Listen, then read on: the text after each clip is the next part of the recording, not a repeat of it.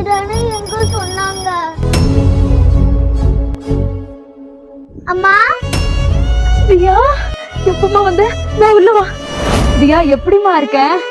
நல்லா இருக்கம்மா. வா வந்து உட்காரு, நான் வேலை எல்லாம் முடிச்சிடுறேன் சரியா? ஏய் இந்த பொண்ணு யாரு? அம்மா என் பொண்ணுமா, ஊர்ல இருந்து வந்திருக்கா. சரி சரி வேலைய பாரு. சரிம்மா. அம்மா வேலை செஞ்சுட்டு இருக்காங்க, தனிக்காக வேலை எடுக்கிறேன்.